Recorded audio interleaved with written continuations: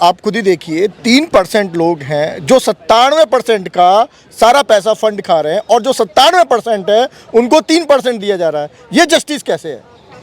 इसके लिए हम लोग अपनी जान लगा देंगे, हम लोग यहीं बैठेंगे। हाँ, भेदभाव इसलिए हुआ कि हमें उसमें शामिल किया ही नहीं गया। कि आज हमने इतनी फतेह पाई, क्यों? रिपोर्ट कौन लिखेगा? जो रिपोर्ट लिखेगा वो अपने फेवर में लिखेगा। जो लड़ाई के मैदान में सारे सिपाही हैं, चाहे वो पीछे बैठे या आगे बैठे, सारे सिपाही हैं। सहमत है जी, जब तक रहेगा जान रहेगी, जब तक इधर बैठे रहेंगे हम। बैठेंगे।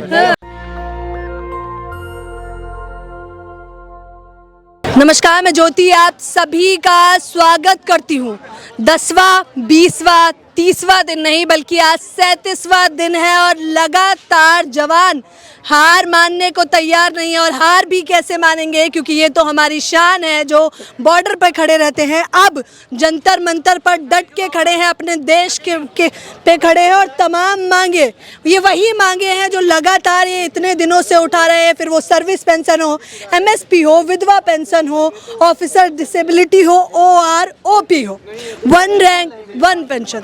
ऐसा लग रहा था कि शायद शुरुआत जब हुई थी तो वो बेहद उम्दा अंदाज में हुई थी, तो लोगों को लग रहा था शायद 10-15 दिन बैठेंगे और चले जाएंगे। लेकिन आप सुनकर हैरान हो जाएंगे कि ये लोग 37वें दिन पर भी लगातार ऐसे ही डटे हुए हैं। और तमाम सैनिक इस वक्त मेरे साथ खड़े हुए हैं। बेहद सम्मान की बात है मेरे लिए। सूबेदार जी भी हैं जिनकी वायरल वीडियो आपने देखी होगी, तो उन्हीं से शुरुआत करना चाहूँगी। क्या कहेंगे अब आप? ज्योति जी, बहुत बहुत धन्यवाद आपका। आप शुरू से लेकर हमारे साथ ही हैं, तो आपका चैनल नेशनल दस्तक जो है शुरू से लेकर हमें कवर अप कर रहा है। हालांकि नेशनल दूसरा कोई भी नेशनल मीडिया कोई नहीं आता, तो हम उनके ऊपर ज़्यादा विश्वास भी नहीं करते। और आपका फिर एक बार धन्यवाद दोबारा। बताइए, लोग तो चौंक गए होंगे, जाहिर तौर पर अचंभित हैं ये देख के कि आप लोग।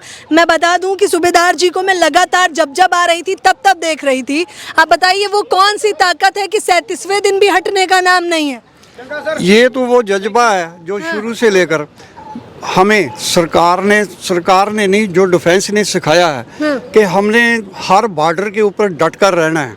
डट कर ही रहे हैं, चाहे वो किसी एनिमी कंट्री का बॉर्डर हो या जंतर मंतर का बॉर्डर हो। ये भी हमारे लिए एक युद्ध के समान है। हम ये मैदान छोड़ने वाले नहीं हैं जब तक हमारी पूरी जितनी मांगों के ऊपर सरकार विचार नहीं, प्रैक्टिकल में उनको एक्शन में नहीं लाती। क्योंकि विचार तो कई सालों से चल रहा है, प्रैक्टिकली अप्लाई होना चाहिए। कुछ लोग कह रहे हैं कि कुछ लोग अफवाहें फैल रही हैं। मैं वो क्लियर करना चाहूँगी कि दिन ब दिन आप लोगों की मांगे बढ़ती जा रही हैं। क्या इसमें सच्चाई है? नहीं, कोई नहीं है। जो मांगे हैं, MSP है, डिसेबिलिटी है, फैमिली पेंशन है, यही है। 4-5 मांगे हैं। इसके अलावा हमने कोई मांग इसमें शामिल नहीं किया। हाँ, ये मीडिया वाले जरूर पूछते रहते हैं ऐसे ही, वो फलाना सिस्टम है, ये सिस्टम है। हम किसी को अलाउ नहीं करते कि कोई भी किसी की शान के खिलाफ बोले या इन मांगों के अलावा और कोई मांग रखे, हम बिल्कुल अलाउ नहीं करते। देखिए, तमाम लोग हैं, मैं और लोगों से भी बात करूंगी। क्या नाम है सर आपका? मेरा नाम अशोक कुमार है। कहाँ से आए हैं आप? हरियाणा से आया। अच्छा, संक्षेप में अगर मैं कहूँ कि आप मेरी जनता को समझाइए कि ऐसा क्या मांग रहे हैं आप, तो क्या कहेंगे? देखिए, सबसे बड़ी मांग तो ये है जो आज से 40 साल पहले से लगातार चली आ रही है, और जो वर्तमान सरकार है ये इन्होंने जो है ना War of 1 में दिया भी है, लेकिन 2 में जो है बहुत ज़्यादा भेदभाव हो गया है। जैसे वीर नारी की पेंशन नहीं बढ़ी, और जेसीओ साहिबान को बिल्कुल बाहर कर दिया गया, PMR को बिल्कुल बाहर कर दिया है, जबकि PMR होता नहीं है। और एक फैक्टर डाला गया 2.57 और 2.81, तो इससे क्या है कि बहुत ज़्यादा गैप आ गया है पेंशन में। अच्छा, आप लोगों की अगर मांगे पूरी कर देगी सरकार, तो क्या उन्हें कोई नुकसान है? नहीं, सरकार को नुकसान कोई नहीं है। सरकार ने तो 23,000 करोड़ रुपया OROP 1 और OROP 2 के लिए दे दिया था। 23,000 करोड़ रुपया यस, दे दिया था। लेकिन उसमें बंदरबांट हुई है। बंदरबांट ये हुई है कि कोई जो फैसले करने वाले थे वो कमेटी के पूरे बड़े बड़े अफसर थे। उसमें सैनिकों की संख्या कितनी थी उस वक्त? 97%। हाँ। 97%। वो तो अभी है, लेकिन जब जांच मतलब बैठाई गई थी बैठक, उसमें सैनिक नहीं थे। उसमें सैनिक नहीं थे, सारे के सारे ऑफिसर कैडर के थे। अच्छा, इसीलिए भेदभाव हो गया। हाँ, भेदभाव इसलिए हुआ कि हमें उसमें शामिल किया ही नहीं गया। और जो भी बेनिफिट अच्छे से अच्छा अफसर लेना चाहते थे वो ले गए। वो पूरे बेनिफिट ले गए।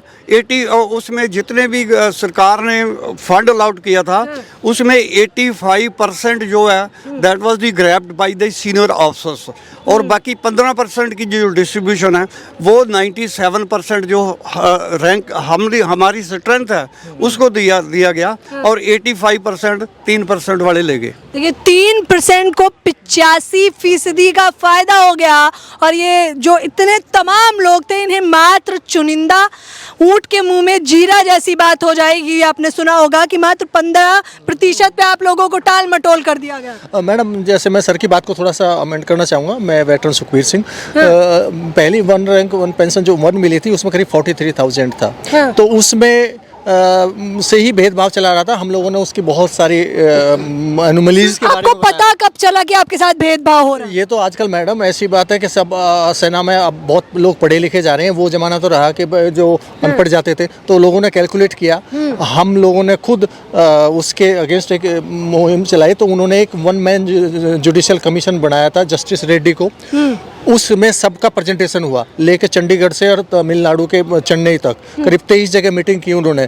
1 मैन इसको 23 जगह मीटिंग की, आपको शामिल तक नहीं किया? नहीं, उसमें शामिल तो किया, बट वो आज तक रिपोर्ट आई ही नहीं है, बाहर ही नहीं है। उसको उन्होंने जस्टिस ने भी रिपोर्ट, हम वो न्यूज़ में आया था कि उन्होंने अपनी रिपोर्ट सरकार को दे दी है, बट वो उस रिपोर्ट सबमिट हुए भी 5-6 साल हो गए। कुछ उनके फायदे और अपने नुकसान गिनवा दीजिए कि किस प्रकार से उनके फायदे हो रहे हैं और आप लोगों के नुकसान। देखिए हमारा फ़ायदा नुकसान तो ये है कि सबसे बड़ी बात ये है कि जो हमारे जो अधिकारी लोग हैं वो हमारे बड़े भाई हैं, और सरकार भी भाई हमारी है।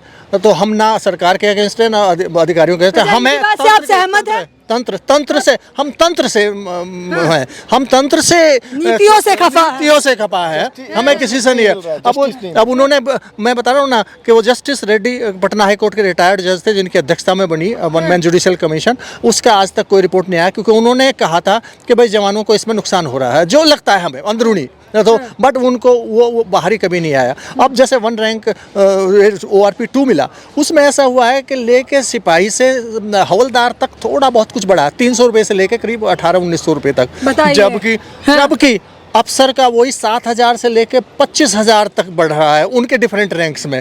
तो अब पैसा तो सारा वहीं जाएगा। मैं एक छोटा सा एग्जांपल देता हूँ। कल परसों ही मेरे एक मित्र हैं, बड़े ब्रिगेडियर साहब हैं, मैंने उनसे पूछा कि सर आपको कितना एरियर मिल रहा है? 70+ है। आपको तो मिल ही रहा होगा। तो उन्होंने बोला कि मुझे मिल रहा होगा करीब 7.5 लाख रुपए।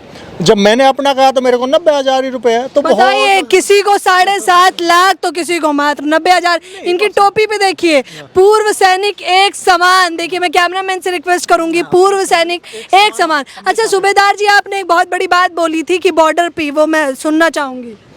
ये ना MS की P के ऊपर है। हाँ। क्योंकि ये मिलिट्री सर्विस पे। देखिए आप डिफरेंस पूछ रही हैं।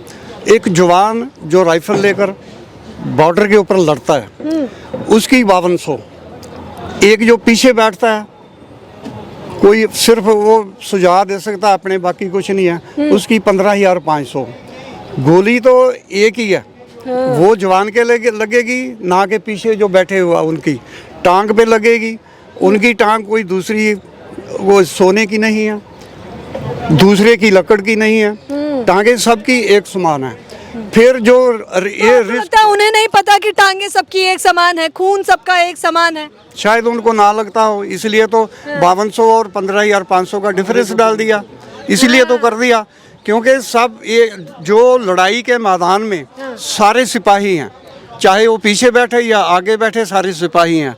जो बॉर्डर पे जब जाना होता है तो कौन आगे ललकार कर जाता है? ललकार कर एक जवान जाता है, जवान जाता है, उसके साथ में जूनियर कमीशन अफसर खड़े रहते हैं, और सबसे लास्ट वाले जो हैं वो पूरे अफसर हैं जिन्होंने सबसे ज़्यादा पूरे अपने राइट्स और बेनिफिट ले लिए हैं। और MSP में भी कहाँ 5200 रुपये से लेकर 15,500 का डिफरेंस डाल दिया। और जब जान न्यौछावर करनी होती है तब किसकी होती है? जवान की। आप देख लीजिए बॉर्डर पे भी जवान मेडल। देखिए लड़ाई से भी लग रहा है, क्योंकि रिपोर्ट कौन लिखेगा कि आज हमने इतनी फतेह पाई? क्यों रिपोर्ट कौन लिखेगा? जो रिपोर्ट लिखेगा वो अपने फेवर में लिखेगा। खैर हम सेना के अंदर की बात नहीं करने चाहते, वो हमारे अधिकारी है, बट रिपोर्ट जवान को जो इतना ज़्यादा, मान लिया एक में 15 आदमी, उनमें से एक अफसर है है 5 जेसी और 10 जवान है। जब मेडल की बात आती है तो अब जवान को तो कितने आप देख लो, गिन चुके कितने मेडल मिले हैं आज तक, जो बिल्कुल ही, और वहाँ उसमें भी मतलब ऐसी चीज़ों का हमें लगता है। बहुत लोगों के मन में सवाल है कि आप लोग अब तक चुप्पी साध के क्यों बैठे थे? नहीं, ये चुप्पी साध कर हम लोग बैठे नहीं हैं। गवर्नमेंट का जब नोटिफिकेशन हुआ तो पता चला कि ये हमारे साथ बेनियमियां की हुई हैं, तो उसको लेकर ही हम इधर बैठे हैं। नहीं तो जो नोटिफिकेशन पहले हो जाता तो हम पहले बैठ जाते। अब आप क्या चाहते हैं और कब तक बैठे रहेंगे? क्योंकि 37वां दिन, बहुत दिन हो गए, 1 महीना से भी ऊपर कर दिया आपने। कोई नहीं, ऐसा कुछ नहीं है। जब तक जान है तब तक। जब तक जान, हाँ, सोच कर बोल रहे हैं आप सबके लिए। बिल्कुल बिल्कुल, अब नहीं छोड़ेंगे, अभी नहीं तो कभी नहीं, बस। अभी नहीं तो कभी नहीं। सहमत हैं? सहमत है जी, जब तक रहेगा, जान रहेगी, जब तक इधर बैठे रहेंगे हम। बैठेंगे। हमारे 2 पॉइंट है। भेदभाव कम हो और हमारा भी अपनी बात कहने का, प्रेजेंटेशन का हमें मौका दिया जाए सरकार के सामने। और ऐसा ना हो कि हमको केवल कुर्सी और दरी बिछाने के लिए पीछे छोड़ जाएं और आनंद कोई और ले जाए। हम चाहते हैं कि अगर 10 आदमी अंदर जा रहे हैं, हम 97% है भूतपूर्व सैनिक, तो हम लोगों के 9 आदमी होने चाहिए जो अपनी बात वहाँ सरकार के सामने रख सके।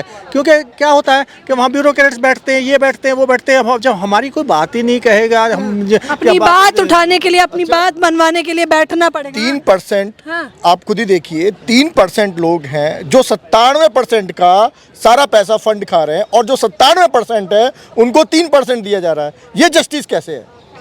इसके लिए हम लोग अपनी जान लगा देंगे, हम लोग यहीं बैठेंगे, हिलेंगे नहीं, हिलेंगे नहीं, डटे रहेंगे। बिल्कुल डटे रहेंगे। हाँ। क्या कहेंगे? सरकार अगर आपको देख रही है तो आप उन्हें क्या कहना चाहेंगे? आखिरी सवाल। सरकार को हम बेनती कर सकते हैं कि जो भी हमारे साथ जो बेनियमियां की हुई हैं, उनको ऑन प्रैक्टिकल उनको ख़त्म करे, तो तभी हम इधर से उठ कर जाएंगे। नहीं तो जंतर मंतर में डटे हैं तो ऐसे ही डटे रहेंगे जैसे बॉर्डर के ऊपर हम लोग डटे रहते थे। देखिए, डटे रहेंगे क्योंकि ये जवान हैं, ये सैनिक हैं, ये सम्मान है हमारा।